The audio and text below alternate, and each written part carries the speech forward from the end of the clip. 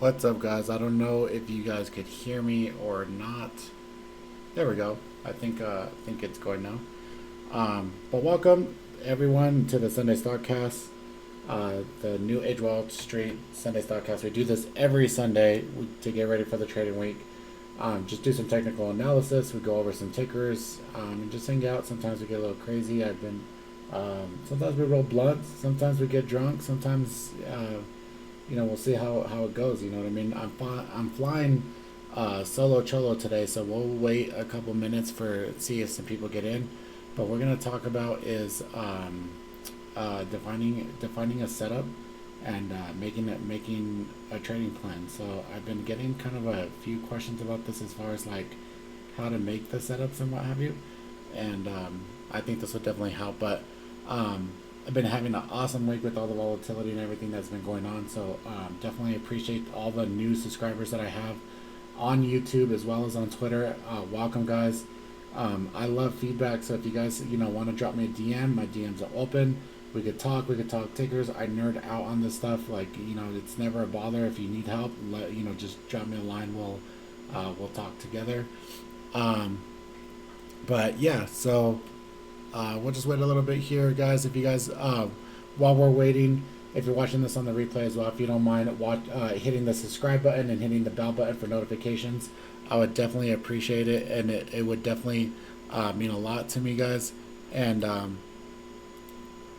so then you'll be notified anytime we go live as well. So. Um, and we also go live on Fridays. So on Fridays we trade live as well at the market open. A little bit before the half hour before the market open, we make a pre-market plan, and then we could trade live together. If you have any questions, you could come and ask. We'll go ahead and go over it together as well. So we do that every Friday. We could trade live together, and you could ask questions, and we'll analyze tickers, and then I'll kind of walk you through trades if you need help. As far as a different perspective and how to trade, kind of the New Age Wall Street perspective. You know what I mean? So yeah. What time is it? I get in trouble for having like music in my videos. I get copywritten stuff like from um, from YouTube and everything. So really try not to do that, but.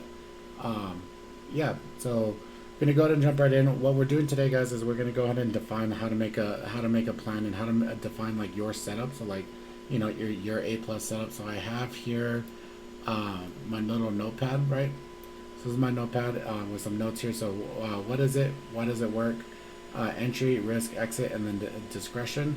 So we're gonna go over each one of these individually, and a lot of people will say like a setup like in small caps. I just like to short pops or like an overextension or things like that, and that's not a setup, guys. That's not the way that you should be trading. It should be pretty well defined and have rules as to you taking these trades. So too often I see like, okay, like I'm gonna go ahead and get in on a, like, for instance here, this is something that I used to do here, like on an EMA cross, and then there's like, okay, cool, you get in on that cross, right? But then what? Like, what keeps you in the trade? What, where's your exit? Where you're at in take profit points. So that would definitely help out a lot. So if you guys are in the chat, so make sure you say hi in the chat, guys. I definitely appreciate it. Like I said, make sure you comment, like, subscribe. I appreciate you guys. That helps me out a lot. Um, so we're gonna go over it, right? So this is one of my setups that I use here in the room, and then this is, yeah, it's gonna mess up every time I click it. So um, we're gonna go like hold it here. So I was looking at the features here before we got started, but um, so for instance, I was looking at like Roku, right? So Roku was really hot on Thursday last week, and then Friday. This is a 5-minute chart. Let's go to one. So what you want to do, and I'm going to use my indicators the way that they go. There we go. So there we go.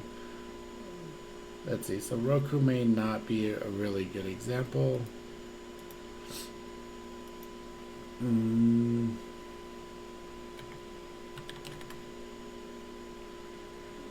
Nope. I need to find a ticker.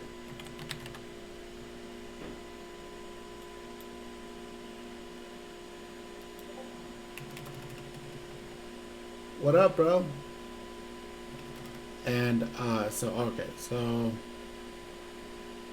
I did shop already, right?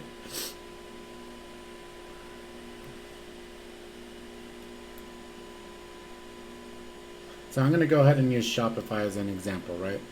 So or I don't really like this one either.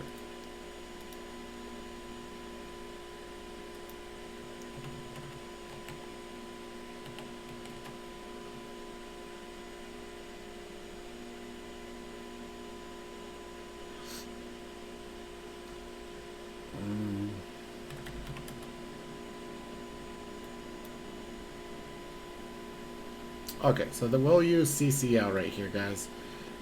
So this is one of my favorite setups right here. I don't really like this one either, actually, to be honest. I should have did this beforehand.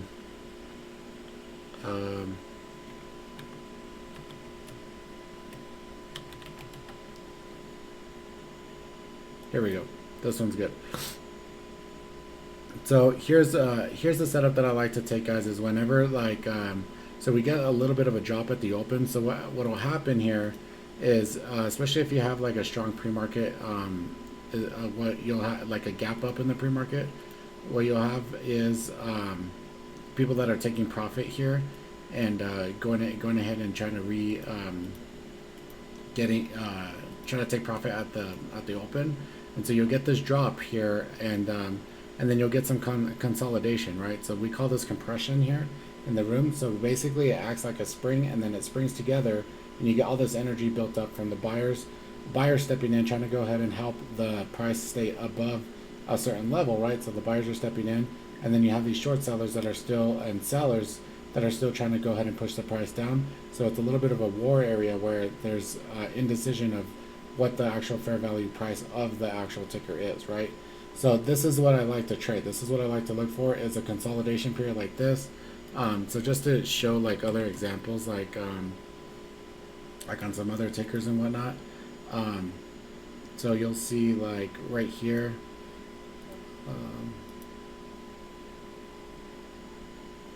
So like right here on the SPY, the same thing, right? So you just have this consolidation, compression here, and then I especially like when you get these higher lows start curling up as well. So then you start getting like this ascending triangle type formation. So I really like this around in that area. So going back to our example of what we're going to use right here. So you're going to say, okay, so I want to take a position long, right? So take position long in an expansion from compression. So that's your setup, right? So like when someone asks you like what is your setup, you need to be able to put into words what exactly your setup is going to be. So like you could have it in your head, but it doesn't, unless you could articulate to someone else, or like they say, like if you can't articulate your plan to a 6-year-old, you don't understand it either. So the easiest way is for you to write it down like this as well, right? So your actual setup is going to be take a position long in expansion from compression, and then you're going to put why does it actually work. So yeah, you know that whenever the EMAs cross or whatever, you're going to go ahead and make money or whatever, right? But why does it work? So you want to know why it works, basically the mindset of the buyers and sellers then at that point, and the sentiment on why it works. So what happens here, especially like when you have something like this, like on the SPY, is you have this war back and forth between the buyers and sellers, and you start making these higher lows. That eventually these sellers are going to go ahead and give up. So they're going to give up pretty strongly, and all at one time, because we have this defined area of risk, right? So they're looking at this area of interest, and eventually they're going to go ahead and sell, or excuse me, cover their short positions, adding to the buying in here, and then forcing the move to go up. guys, this is my favorite setup whenever I had small caps. So whenever I traded small caps as far as for a squeeze, I would just wait until 10:30 and wait for this pattern every time and to take this position, and it worked. So you want to understand why it works. So you're going to say like, okay, so area of interest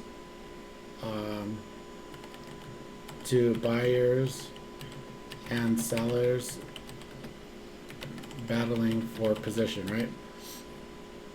So this is the area of interest for buyers and sellers where they're trying to push the price action each way, right?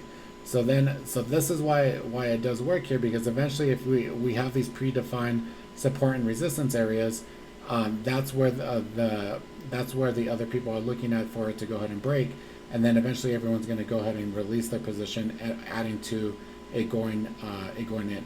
So the way that I like to do this here is based off of the TTM. So on the TTM right here, you have the Keltner dots. These are when the Keltner dots are red like this means that the Bollinger Band, or excuse me, the Keltner dots are, the Keltner channels are actually within the Bollinger Bands. So that signals that compression in, where you're having the price action moving into a very small area of price action, and then all that energy that's being built up in that small price area needs to be expanded. So so that's going to be your entry, right? So you'll be your entry on so your entry is that you're going to start defining what your entry is. So you're going to say looking for Keltner dots, on TTM squeeze, and then so coming from red to yellow histogram on TTM as well, right? So, and then to add to that, so what I like is, and I think this is going to be a huge buzzword, and a lot of people are going to start using this going forward. So it's something that goes along with it, that for extra confirmation. So I like to have 3 indications to be able to take a trade. So I like to have that confirmation that everything's going to be aligned, that the trade is going to go work out, and have that extra conviction for me to be able to enter the trade. So for instance, so then I use my MACD here. So you can see my MACD cross right here when the red turned to yellow, and it stayed above it the whole time, right? So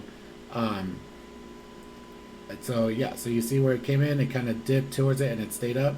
So you want the where the MACD cross, and for these the counter dots to align around in the same area. So once you have those together, that's another point that you're gonna say like, okay, that's gonna work out pretty well for me, for it to go ahead and push up to when you have the trigger line for your MACD. So you're gonna put trigger line for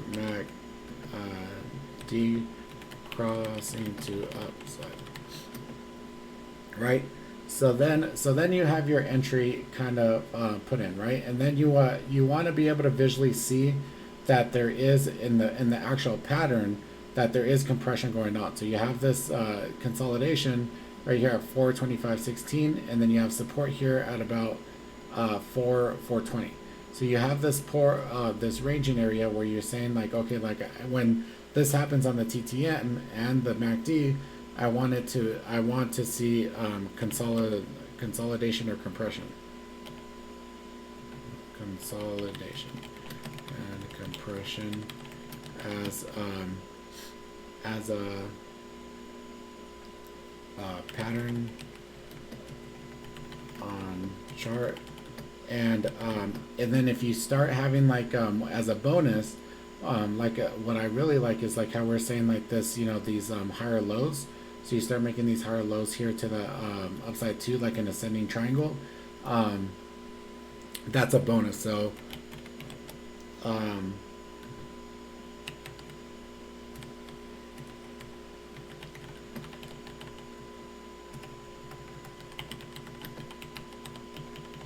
right, so now you have your entry pretty well defined, right? So pretty well defined on the way that you're going to go ahead and take your entry there at that point, right? So whenever I take these types of trades, I'm not gonna try to go ahead and bottom take this. So I'm gonna use these bottoms for support where I can see that the sellers are actually coming in this area to go ahead and buy in. I'm gonna go ahead and use those as my support areas, and that's gonna be my risk. So you're gonna say, so your risk is gonna be bottom of chart consolidation pattern,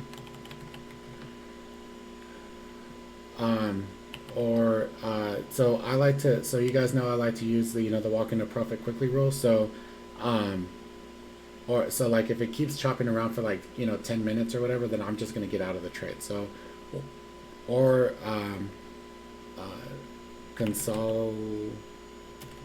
consolidating still more than mints. So like that. So that's your risk, right? So basically, you're saying that okay, I'm gonna get on these, get in on these TTM dots, and then and as a bonus, like if you, as I was saying, if you have these higher lows, you're able to get in on the higher lows, risking off of the bottom here as well, right? So you're saying with if higher lows, then risk off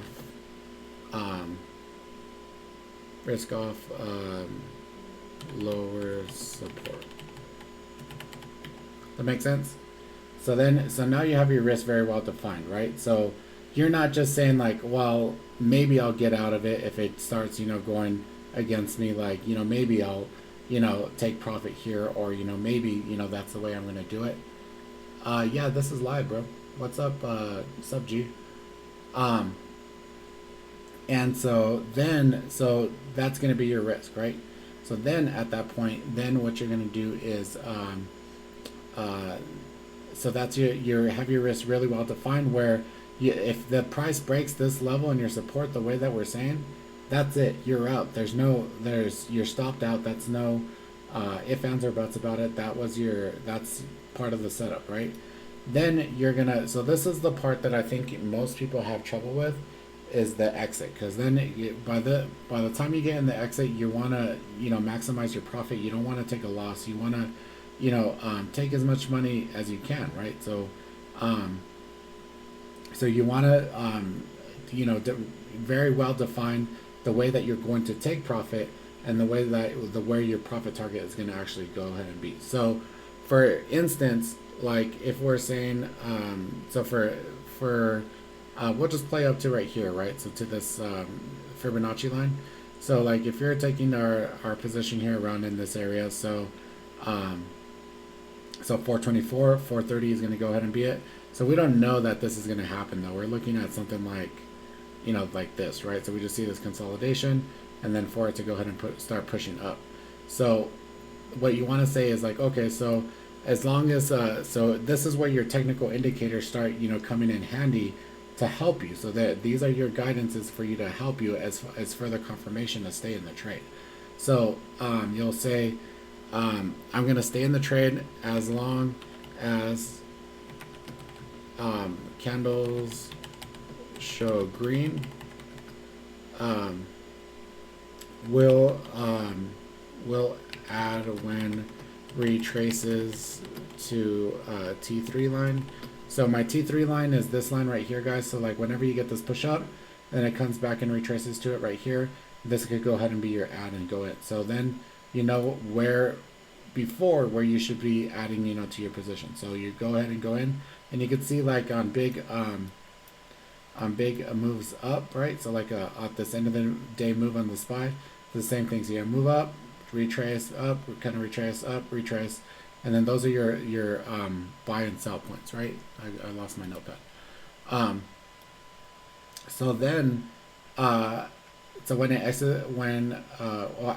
retraces to the T3, but then when it gets to the top, you can see that these candles right here are more lime green than they are dark green. So you could say so the way that you would define this is, so you want 3, so we'll fully exit trade when 3 indicators with 3 with three um, um, will fully exit trade with three indications to exit. So with that being said, so what I like to see, like, so if we have the green candles, that's great, right? So we could have one thing that's showing right here, but we may see, that the TTM and MACD or whatever is actually telling you to go ahead and come in, right? And you could have a bunch of things that tell you to go ahead and get out. So in just this example, so it would be the green. So you have lime green candles. Um, so lime green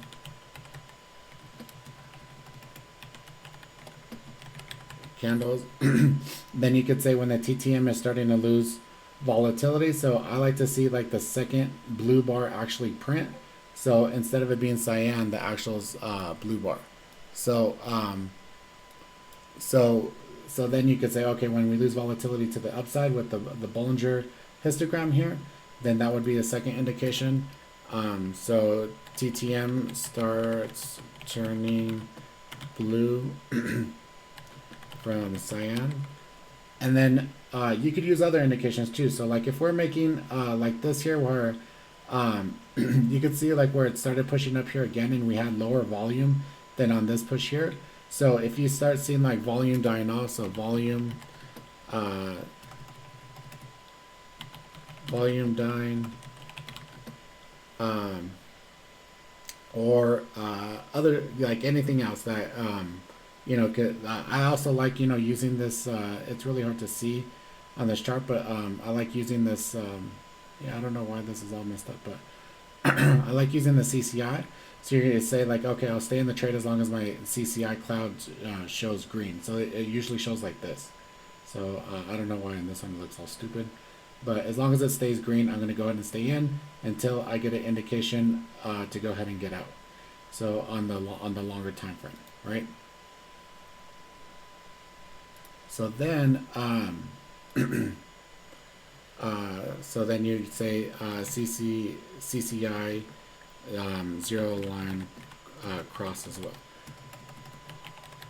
So when you have at least three indications to go ahead and get out of the trade, then that's a pretty good reason or whatever to be able to go ahead and get out, right? So I would go ahead and take profit there, and then you're good to go. So I keep on losing my notepad. So then there's a lot of variables to this. There's a lot of variables to trading, and nothing is going to be absolutely perfect. So then you have a discretionary part, right? So like there may be parts where because your indicators are not perfect either. So there may be discretionary parts like the time of day, right?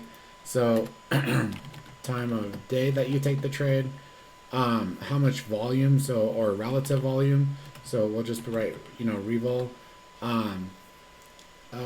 So the overall just price action. So if the price action is very heavy, or just or there's a lot of momentum, you can use that in order to go ahead and use that to make your decision on if you should take the trade and things like that. So but you want to have rules for the actual discretion of the times of day. So like if you if you're trading this setup, right? So this setup at the first say like first hour of the day, then you're gonna want to say like, okay, like I'm only like that's when I'm most profitable, right, according to my trader view.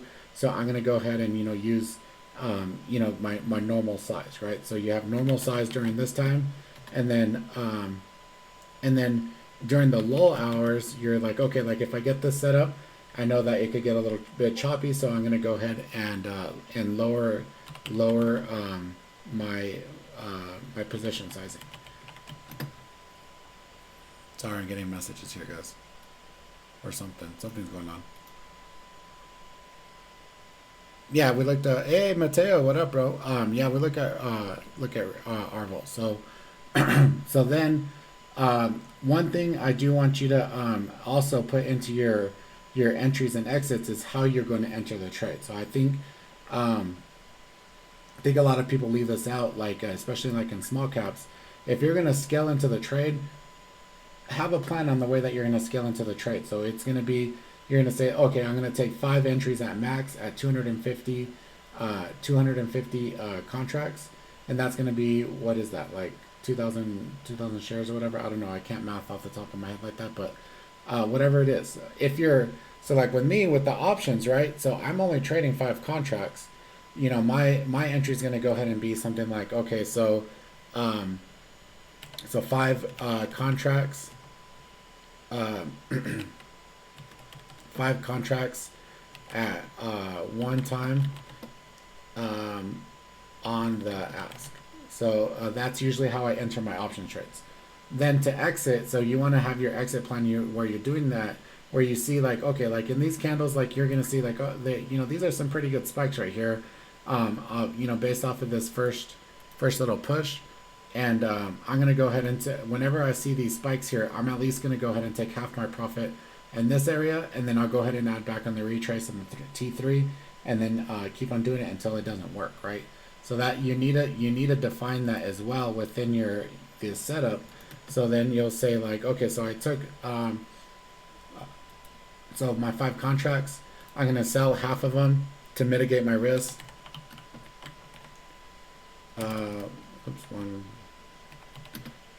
To mitigate, or oh my goodness, sell half of them to mitigate my risk whenever I see like a pretty good spike in the the price action, and it gets I could see resistance coming in and sellers stepping in, and then I'm gonna keep the rest of them to try to maximize profit. So keep rest and add on retracements. Right, and so then you have a pretty holistic plan of everything that everything that could happen in this in this trade, right?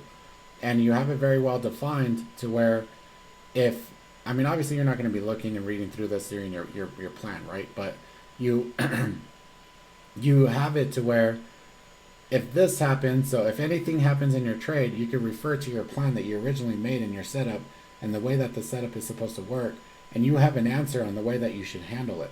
There should never be like a guess to where like, should I get out? Should I take profit here? Should I add? That there shouldn't be any question about it. You just refer to your plan and the way that the setup does work. Then at this point, when you get to this point, whenever you have a full plan on the way that your setup is built, then you need to go through and actually back test it.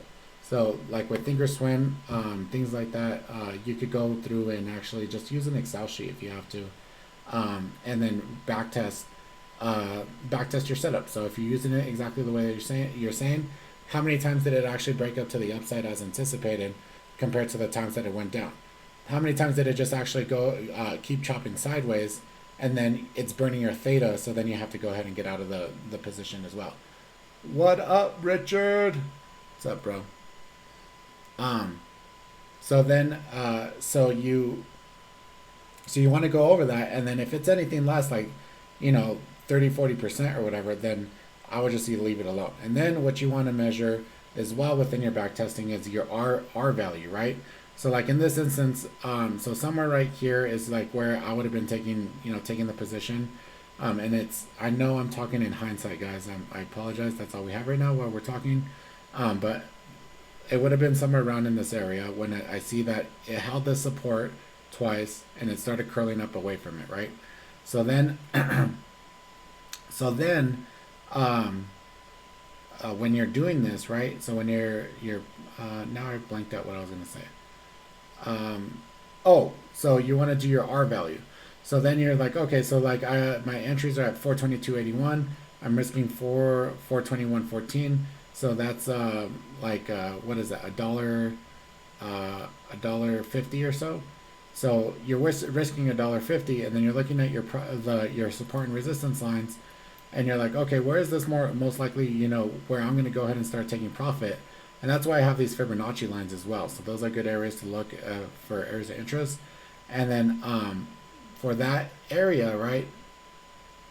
In that area, you wanna define their what your R to R ratio is for. So is it even going to make sense for you to take the trade that where you're going to make enough money? Like, it doesn't make sense for you to take these take these contracts where you're not going to make money to the upside. You're only going to get 20, 30 cents, right? But you're risking a dollar, 50, the way that we're saying, where we're actually right here, we're risking, so we're risking like a dollar 50, we had said, in order to make $7. So that's like, what is that? 3 or 4 R, right? So 1 to 3 R. What up, G? Awesome, guys. Nice to see you guys in. Um, Whereas, like, you want to define everything exactly the way that you, as much as you could. You don't want to leave like there any guessing to it, because, I mean, say like you just want to do like a washout long, right? So you could wash out long for 10, 15 cents all day. And then when you're writing this plan, you're going to try to get many shares as you could fill, right? 10, 15,000 for 10 to 15 cents.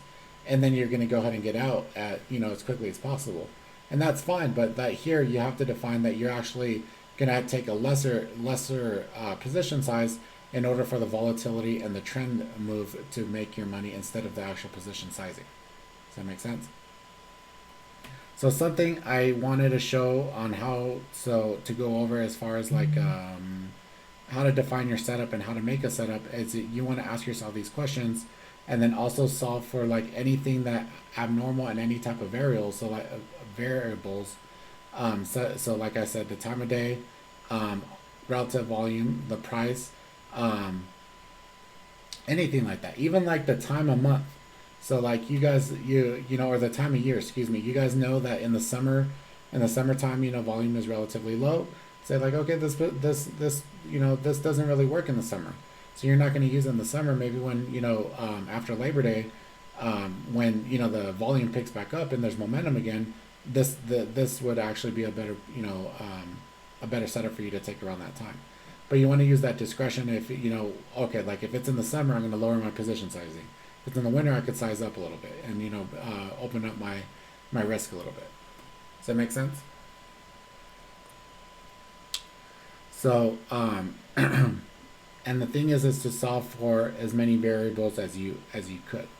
So, because you'll never be able to like account for everything, and then you won't be able to account for like your actual emotions and the way that you're actually feeling for that day. So, but that's something I wanted to go over. I think a lot of people would actually benefit over, as well. So that was my little talk for today. We've been doing like a lot of psychology stuff and things here, but just something a little bit more technical for you to make on the questions to ask yourself. And I want you to understand, like in this question, why your setup works, right? So for me in this setup, it works because it's a high level of interest where there's a battle over price action, over indecision of market value for the ticker. Then it's going to go ahead and break out in one way or the other because of the energy that's being built up in such a small area, and the buying and selling. So, such as like if you're doing a washout long again, for example, why does that work? Why does that work? Because eventually everyone actually takes profit, and then the bids get cut out, right? So the bids get cut out, the price action falls, and then it catches a bid right away, and then bounces back up. Everyone jumps back in, FOMOing that it's going to still go back up. So you want to understand the thought process and the psychology behind why it actually works, instead of just saying like I'm buying on a MACD cross, or I'm buying on a EMA cross, or things like that. It's absolutely silly. So like for example, I don't know a ticker that ran really strong on Friday.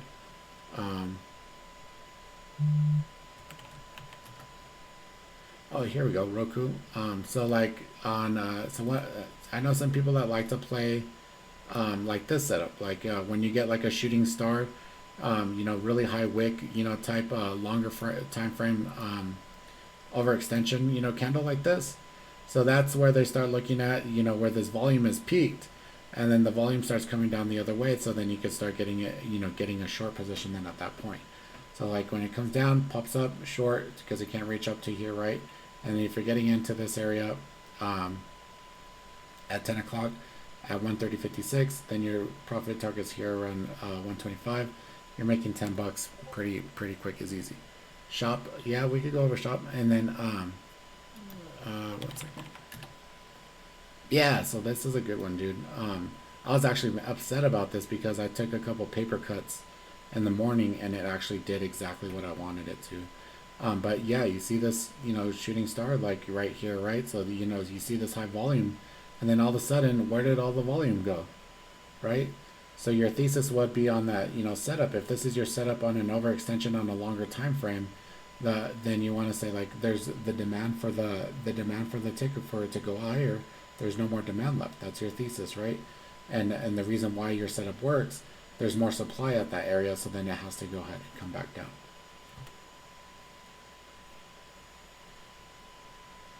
You know what? That's a good question. I've been asking myself a lot about that. ES, about market conditions through the summer because people will be staying in a lot more, and then obviously just the volatility of the way that everything is right now.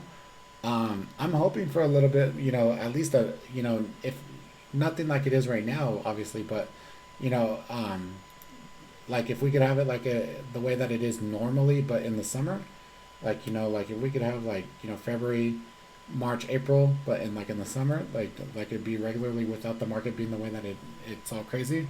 That would be absolutely awesome, dude. If we got some stuff in the summer, because I mean the guys that have traded in the summer last year, it's freaking funny to see.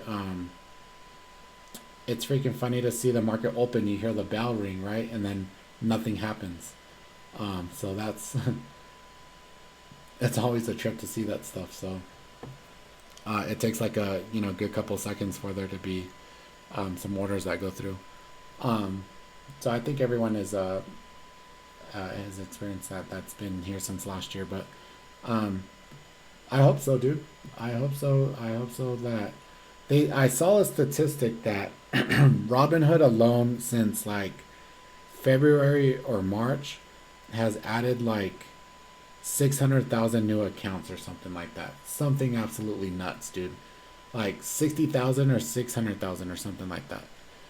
That's a lot of new traders, bro. Like if you can imagine if every one of them, actually funded an account with at least $500, that's so 5 times 6, so uh 300 million or 3 million or something like that. It's a lot of money, dude. Like to be trading back and forth and stuff. So, um, and we'll take advantage of it. You know what I mean? Like I'll take advantage of it. I don't feel bad. Like if they want to come and play the grown man game, then I'll gladly give them some tuition and they could pay me for it. So, but that's it, guys. For that part, I do want to go over some tickers. I was looking at the futures. Oh, cool. We're pushing. Yes. So awesome, guys. So we are pushing here on the futures. This was the open right here. So we had this little down tick when Trump was talking a little while ago.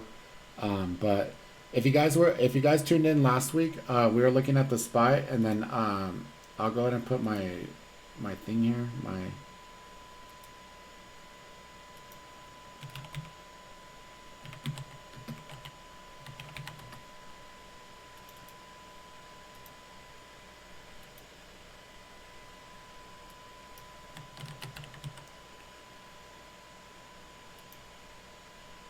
These are, if you're watching this, these are all the custom codes we have in my room that you have access to if you're a member.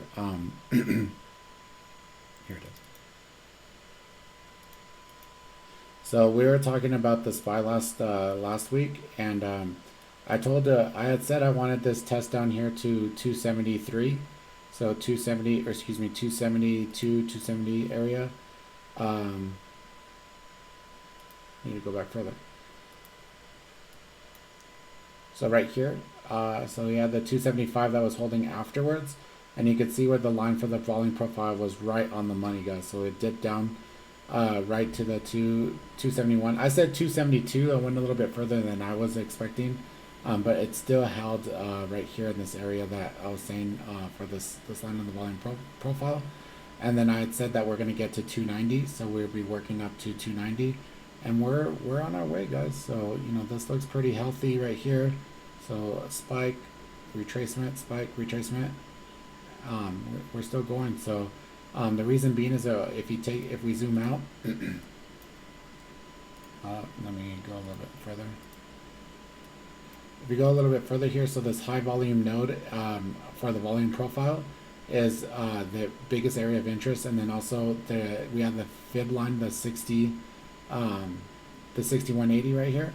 So so that's where I wanted to get to and test in that area, and then hopefully we come back further down after that. That would be awesome if it would give some good opportunities then at that point. But we're definitely well on our way, guys. So our plan from last week is working.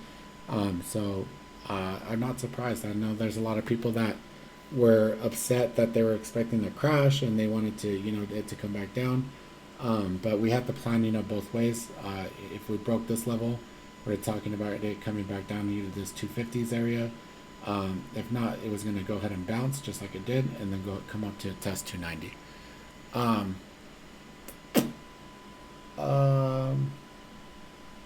Does anyone have any tickers for the week they want to go over? So one thing I do want to point out here, guys, is Amazon has, oh my goodness, Amazon has earnings on Thursday. So Amazon has earnings on Thursday, and let's see here.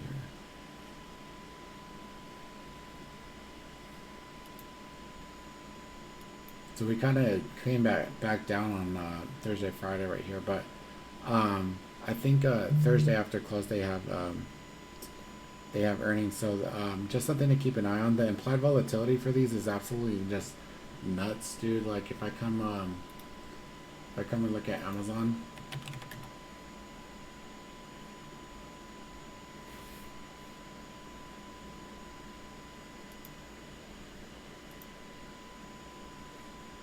So the implied volatility, they're trying to price in a 60-point move.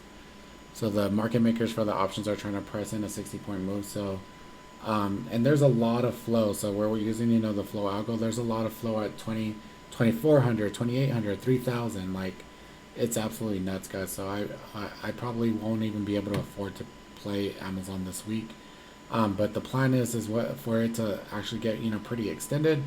Based on the earnings, and then the day after we'll get a mean reversion play to go ahead and play Amazon, and then everything's cheap on Friday. So you could get some pretty cheap lottos on Friday, out the money, and make some really good money, especially if we get that spike like we were talking about, and do a mean reversion play on Friday. So that's something I'm looking for on there. Netflix, Mateo. They have earnings this week as well, right? Excuse me.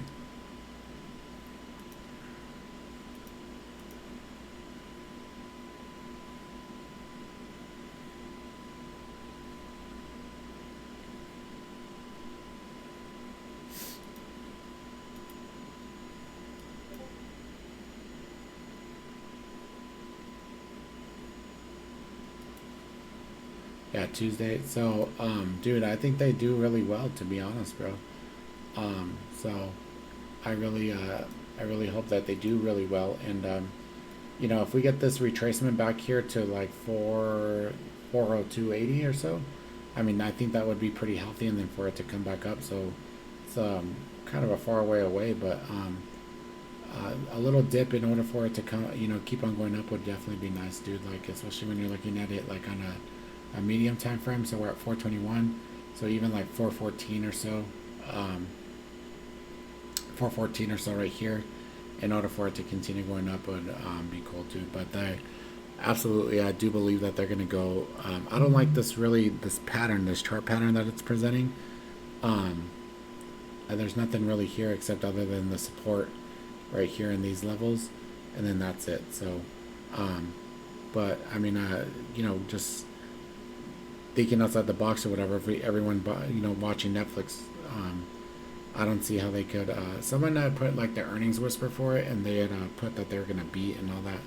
So we'll see. But one that I am really interested in, guys, is someone else actually in the room brought to my attention. Let me get rid of these real quick.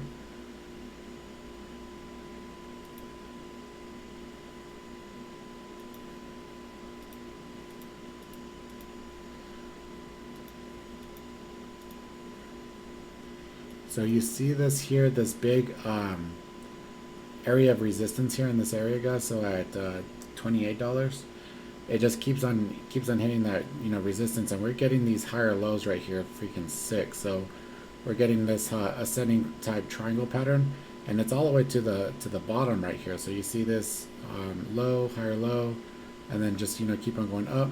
So like if I draw this up here,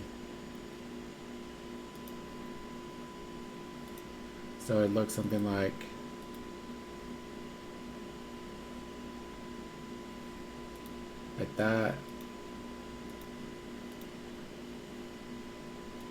that, right? So as long as it keeps into that trend there, and for it to break up, I really like Uber right here, guys. And then I do believe that Uber is very highly shorted, so the short flow is actually really big on it. Oops. Let's see here. Yeah, so so the short flow is only 3.1%. I thought it was a lot bigger than that.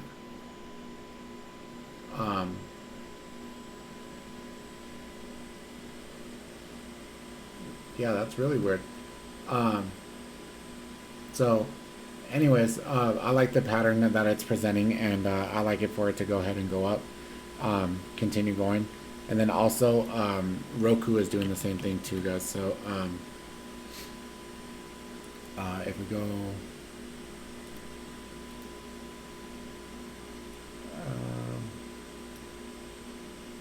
how was I just looking at this a while ago?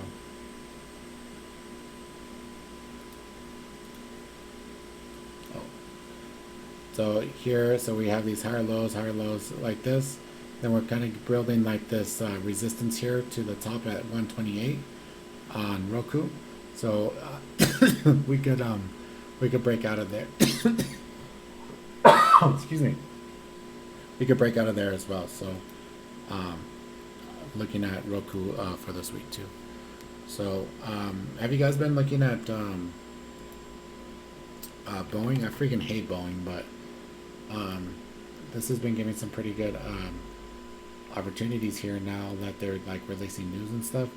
So we're kind of getting like this, you know, resistance here too. So we could break out and get some higher mean reversion as well, especially if the economy stuff starts working a lot better too. So yeah. Does anyone have any other tickers? Have you guys seen Peloton? My fucking options expired on Friday for it, and look where it's at, dude. Like,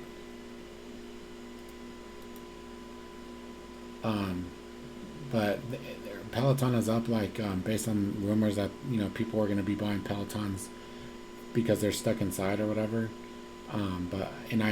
This thing is heavily shorted. I know for a fact this one is.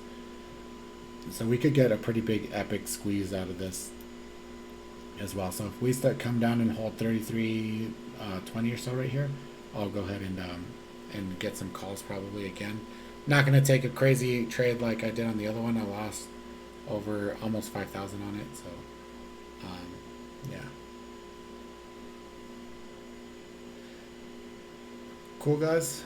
You guys have any other questions or anything? How's everyone holding up with coronavirus and being quarantined and everything? You know, it's pretty rough, dude. Especially in the market. I'm tired, bro. By the end of the day, I'm just watching the charts. I'm just tired.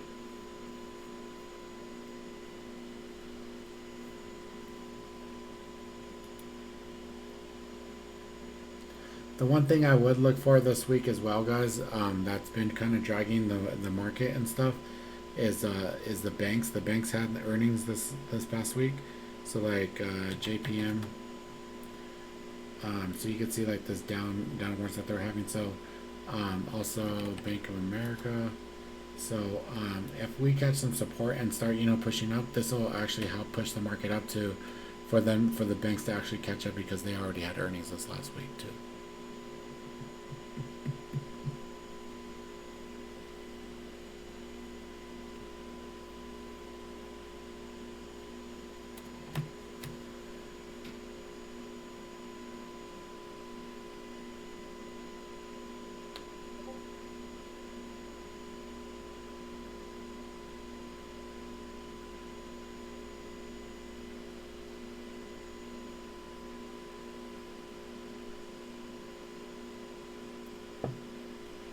more examples of reversions, of mean reversions. So that's something that I'm struggling with, dude, and because I like doing mean reversion plays after earnings. That is the way I like to play earnings. So um, you see people, trying to guess which way it's gonna go, like after hours. That's silly. Like I'll let it drop really hard, or take off really crazy, and then eventually it's gonna mean reversion back to somewhere in the middle, and then you just take that trade. So like I mean the SPY is a good example, dude. So like we had this huge drop, right? So we had this huge drop, and then we had this mean reversion here back to the 50% mark. Reversion, so that's where it's like it returns to. So like it goes back to where it was. So the mean is an average, and then reversion is where it goes back to like an average. So like just like how on the SPY right here, right? So you have the top fib line here at the bottom, 0%, 100%, and then we just passed the 50%. So this would be a mean reversion if you're looking at it like on a bigger time frame. So we had all this. Well, let's actually look at a weekly. And I'm gonna take off. I'm gonna take this off.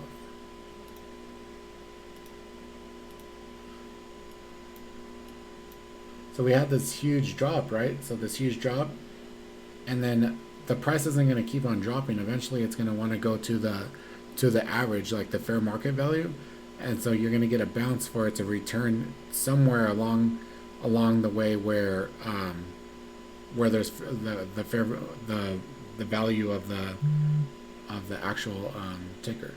So like if you go down, right? So like you come down, it's going to retrace a little bit of the actual huge move that it made, because this is just an overreaction to what happened. So like was there who reported earnings this last week? Anyone?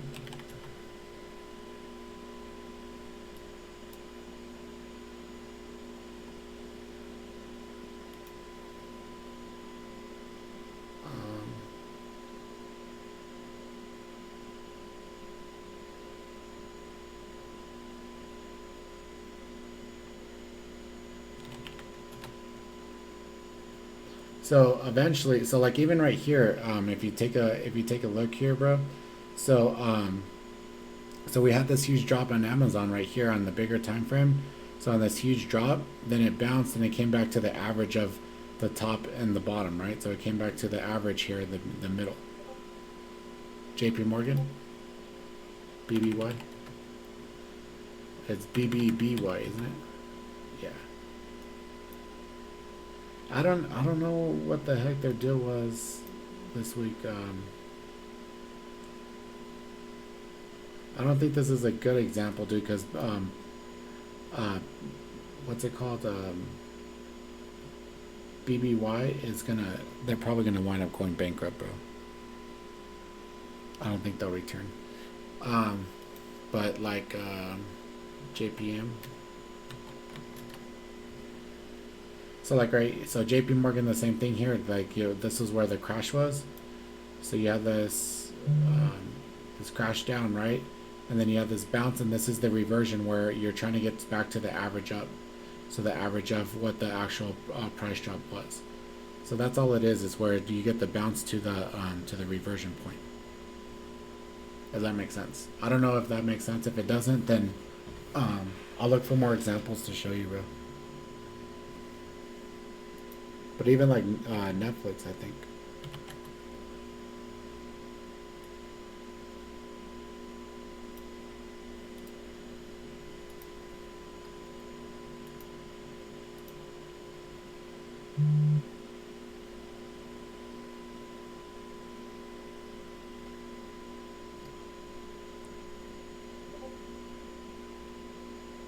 Yeah, no problem, Mateo. Key, KEY. Who's what company is that?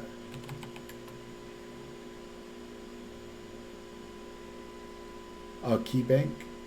I don't know what bank that is, but yeah. So basically, it's just when there's an over exaggeration to or reaction to news or some type of catalyst. and then you get a bounce from those because they overreacted and the price was too low or too high, then it returns back to the middle area. So that's the way I like to. I've been playing earnings the last 2 quarters, and it's actually been really really freaking nice, dude. So, um, anyone else have any other tickers? Anything? Any stories?